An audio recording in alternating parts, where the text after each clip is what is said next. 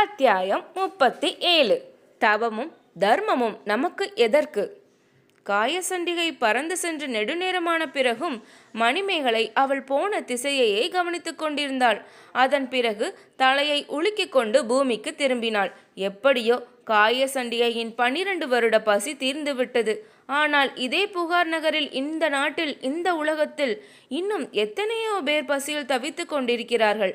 அவர்களுக்கெல்லாம் உதவ வேண்டியது என் கடமை இல்லையா? மணிமேகலை தெருவில் இறங்கி நடந்தாள். வழியில் எதிர்ப்பட்ட கோயில்களில் அமுத சுரப்பியை வைத்து வணங்கினாள். அதன் பிறகு பசியால் வாடுகிறவர்களை தேடி சென்றாள். பல நாட்களாக உணவு இல்லாத அந்த வறியவர்களின் தேகத்தை பசி துரண்டி தின்று கொண்டிருந்தது. அவர்களை அன்போடு பார்த்த மணிமேகலை, ஆபுத்திரனுடைய அமுத சுரப்பி இது, எல்லோரும் வந்து உணவு பெற்று கொள்ளுங்கள் என்று அழைத்தாள். அடுத்த வினாடி அவள் முன்னே பல கைகள் நீண்டன. எல்லோருக்கும் உணவை அள்ளி அள்ளி வழங்கினாள் மணிமேகலை. இதை பார்த்த மற்றவர்கள் ஊர் முழுக்க ஓடி சென்று செய்தி சொன்னார்கள். பசியில் வாடும் ஏழைகள் எல்லோருக்கும் புதிய நம்பிக்கையோடு மணிமேகலை இருக்கும் திசையை நோக்கி பயணம் செய்ய ஆரம்பித்தார்கள்.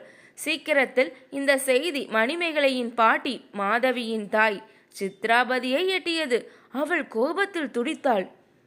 ஏனம்மா கோபப்படுகிறீர்கள்? மணிமேகலை செய்வது நல்ல விஷயம்தானே. நல்ல விஷயத்தை கூட யார் செய்ய வேண்டும் என்று ஒரு வரையறை இருக்கிறதல்லவா? மணிமேகலை கணிகையர் குலத்தில் பிறந்தவள். நமக்கு எதற்கு தவமும் தர்மமும்? சீறினாள் சித்ராபதி. நம்முடைய குணம் அடுத்தவரிடம் இருந்த பொருள்களை பெற்றுக்கொண்டு நலமாக வாழ்வதுதான். மணிமேகலைக்கு ஏன் இந்த வேண்டாத வேலை? அமுத சுரப்பி என்னும் புனித பாத்திரம் மணிமேகலைக்கு கிடைத்திருக்கிறது.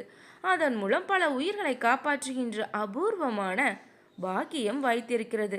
அதை வீணடிக்க சொல்கிறீர்களா? வீணடிக்க வேண்டாம். பசியில் உள்ள வேறு யாரிடமாவது அந்த பாத்திரத்தை கொடுத்து விடலாம் அல்லவா? இளவரசன் உதயகுமரன் இவளையை நினைத்து துடித்து கொண்டிருக்கிறான். அவனோடு சேர்ந்து ஆனந்தமாக வாழ்வதை விட்டுவிட்டு அமுத சுரப்பியை கட்டி கொண்டு அழுகிறாள். பைத்தியக்காரி. சரி, விடுங்கள் அம்மா. ஒவ்வொருவருக்கும் ஒவ்வொரு விருப்பம். அவர்கள் போக்கில் விட்டு விடுவதுதான் நல்லது. அதை எப்படி விட முடியும்? நான் விடமாட்டேன். மணிமேகலையை உதயகுமரனுடன் சேர்ந்து வாழச் செய்வேன். இது என்னுடைய சபதம் என்று முழங்கிய சித்ராபதி தெருவில் இறங்கினாள். உதயகுமரனின் மாளிகையை நோக்கி நடந்தாள். அங்கே உதயகுமரன் பளிங்கு மண்டபத்தில் அரையணியின் மீது ஒய்யாரமாக சாய்ந்து உட்கார்ந்திருந்தான். அவனுக்கு இருபக்கமும் பணிப்பெண்கள் சாமரம் வீசிக்கொண்டிருந்தார்கள். சித்ராபதி உதயகுமரனை வணங்கினாள். இளவரசே, என்னை நினைவிருக்கிறதா? உங்களை மறக்க முடியுமா? அல்லது உங்கள் பேத்தி மணிமேகலையை தான் மறக்க முடியுமா?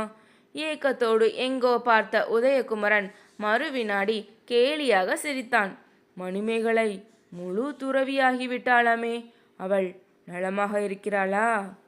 இளவரசே, நீங்கள் தயவு செய்து இந்த வதந்தியை எல்லாம் நம்ப வேண்டாம். மணிமேகலை உங்களுக்குடையவள். அதை உறுதி செய்ய வேண்டியது என்னுடைய பொறுப்பு. இப்பொழுது உதயகுமரன் முகத்தில் புது நம்பிக்கை பிறந்தது. பளிங்கு மண்டபத்திற்குள் பார்த்த மணிமேகலையின் உருவத்தை நினைத்து பார்த்து பரவசப்பட்டான். ஆனால் உடனடியாக அவனது முகம் மீண்டும் சோகத்தில் விழுந்தது. வாய்ப்பே இல்லை. மணிமேகலை எனக்கு கிடைக்க மாட்டாள்.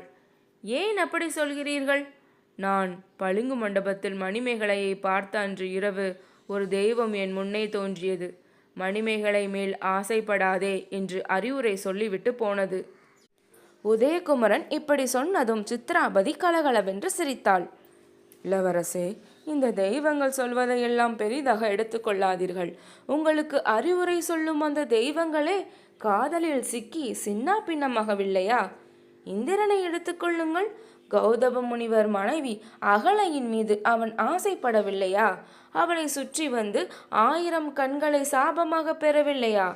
இப்படி பெண்கள் மீது ஆசைப்பட்டு புத்தி கெட்ட கடவுள்கள் பல பேர் இருக்கிறார்கள். அவர்கள் சொல்வதையெல்லாம் நீங்கள் ஒரு பெரிய விஷயமாக கருத வேண்டியதில்லை. அப்படியானால் மணிமேகலை எனக்கு கிடைப்பாளா? கண்டிப்பாக, அதில் உங்களுக்கு சந்தேகமே வேண்டாம். மணிமேகலை கணிகையர் குலத்தில் பிறந்தவள். அவள் என்னதான் தவம் இருந்தாலும் தர்மம் செய்தாலும் கடைசியில் உங்களை போன்ற வீரர்களின் காலடியில் தான் வந்து விழுவாள். இது நிச்சயம். உதயகுமரனின் கண்களில் புது ஒளி பரவியது. இப்போதே நான் மணிமேகலையை பார்க்க வேண்டும் என்று எழுந்து நடந்தான். அத்தியாயம் 38. உருமாற்றம். மணிமேகலை. அமுத சுரப்பியில் இருந்து ஏழைகளுக்கு உணவளித்து கொண்டிருந்த மணிமேகலை உதயகுமரனின் குரல் கேட்டு திடுக்கிட்டு திரும்பினாள். அங்கே அவனை சற்றும் எதிர்பாராத அதிர்ச்சியில் அவள் உடல் நடுங்கியது. அதே சமயம் மணிமேகலையால் உதயகுமரனை வெறுக்க முடியவில்லை. முற்பிறவியில் இவன் என்னுடைய கணவன் ராகுலன் அல்லவா என்று நினைத்து மயங்கினாள். மணிமேகலை, அது பழைய பிறவி. அப்போது நீ திருமணம் செய்து கொண்டு இல்லறத்தில் வாழ்ந்தாய். ஆனால் இப்போது நீ ஒரு துறவி. உதயகுமரன் மீது அக்கறை காட்டுவது நியாயமில்லை. அவனை மறந்துவிடு. உன்னுடைய தர்ம செயல்களில் கவனத்தை திருப்பு என்றது அவளது மனசாட்சி. உதயகுமரன் பெருகிய காமத்தோடு மணிமேகலையை நெருங்கி வந்தான். பெண்ணே, நீ எனக்குரியவள். ஏன் இப்படி தவம் தர்மம் என்று அவதிப்படுகிறாய்? இப்போதே என்னுடைய தேரில் ஏறிக்கொள். நீ எந்த குறையும் இல்லாமல் மகாராணியைப் போல வாழலாம். என்னை மன்னித்து விடுங்கள் இளவரசே. என்னால் அது முடியாது. நான் துறவரத்தை வாழ்க்கை நெறியாக ஏற்றுக்கொண்டு விட்டேன். ஏன் மணிமேகலை, ஏன்? இளவரசே, இந்த அற்ப உடலின் மீது நீங்கள் ஏன் அப்படி ஒரு ஆசை செலுத்துகிறீர்கள்? நாம் இந்த பூமியில் பிறக்கிறோம், வளர்கிறோம், முதியவர்களாகிறோம், நோய் வருகிறது, வருந்துகிறோம், சத்து போகிறோம். அவ்வளவுதான் இந்த உடம்புக்கு மரியாதை. மனித உடல் என்பது துன்பங்களை சேர்த்து வைத்துக் கொள்ளும் ஒரு பாத்திரம் என்று நான் புரிந்து கொண்டு விட்டேன். அதனால்தான் அதில் கவனத்தை செலுத்தாமல் தர்ம செயல்களில் ஈடுபட ஆரம்பித்தேன். நீங்களும் அதையே செய்ய வேண்டும் என்பது என்னுடைய விருப்பம். மணிமேகலை என்னதான் விளக்கம் சொன்னாலும் உதயகுமரனின் மனம் மாறவில்லை. அவன் மணிமேகலையிடம் காதல் மொழிகளை பேசியபடி அங்கேயே நின்றிருந்தான். ஒரு கட்டத்தில் மணிமேகலை பொறுமை இழந்தாள். அவனை விட்டு விலகி சம்பாபதி கோவிலுக்குள் சென்றாள். அங்கே சம்பாபதியை வணங்கி நின்றபோது மணிமேகலைக்கு ஒரு நல்ல யோசனை தோன்றியது. இளவரசன் உதயகுமரனுக்கு இந்த முகம், இந்த உடலின் மீது தானே ஆசை? நான் ரகசியமாக இந்த முகத்தை மாற்றிக்கொண்டு வேறு உருவம் எடுத்து விட்டால் மணிமேகலை காணவில்லை என்று அவன் ஏமாந்து விடுவான். என் மீது இருக்கும் ஆசையை மறந்து விடுவான். நினைத்த நேரத்தில் நினைத்த உருவத்துக்கு மாறும் மந்திரம் மணிமேகலைக்கு ஏற்கனவே தெரியும். ஆனால் அவள் யாருடைய உருவத்தை ஏற்றுக்கொள்வது? அதனால் ஏதாவது குழப்பம் வந்துவிட்டால் என்ன செய்வது? சற்றென்று அவளுக்கு காயசண்டிகையின் நினைவு வந்தது. அவள்தான் இப்பொழுது பூகார் நகரத்தில் இல்லையே. அவளுடைய உருவத்தை நான் ஏற்றுக்கொண்டு விட்டால் யாரும் சந்தேகப்பட மாட்டார்கள். எந்த குழப்பமும் வராது. சம்பாபதி தெய்வத்தை இன்னொரு முறை வணங்கினாள் மணிமேகலை. கண்களை மூடிக்கொண்டபடி உருமாறுவதற்கான மந்திரத்தை உச்சரித்தாள். மறுவினாடி அங்கிருந்த மணிமேகலையின் உருவம் மறைந்தது. அவள் இப்போது காயசண்டிகையின் உருவமாக மாறியிருந்தாள். இனிமேல் உதயகுமரனால் எந்த பிரச்சனையும் வராது என்று நினைத்தபடி கோவிலுள் இருந்து வெளியே வந்தாள் மணிமேகலை. அதாவது காயசண்டிகை வடிவத்தில் இருந்த மணிமேகலை. கோவில் வாசலில் உதயகுமரன் காத்திருந்தான். காயசண்டிகையை பார்த்தவுடன், பெண்ணே, மணிமேகலை எங்கே என்று விசாரித்தான். மணிமேகலை தனக்குள் சிரித்து கொண்டாள்.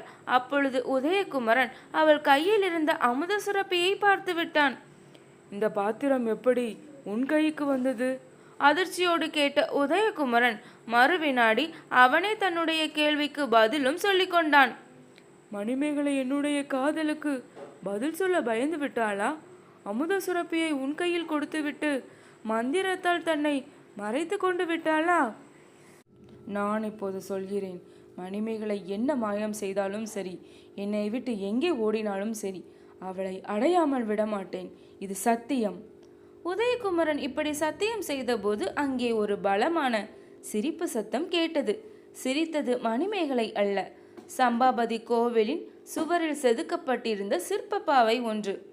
பாவையே, ஏன் சிரிக்கிறாய்? கோபத்தோடு கேட்டான் உதயகுமரன். இளவரசனே, நீ செய்த சபதம் நிறைவேறாது. பயனில்லாத வேலைகளை விட்டுவிடு, மணிமேகலை மறந்துவிடு என்றது அந்த பாவை. உதயகுமரன் நொந்து போனான்.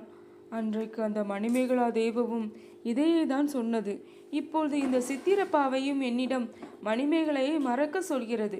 என்ன கொடுமை இது என்று புலம்பியபடி அங்கிருந்து கிளம்பினான். மணிமேகலை நிம்மதி பெருமூச்சு விட்டாள்.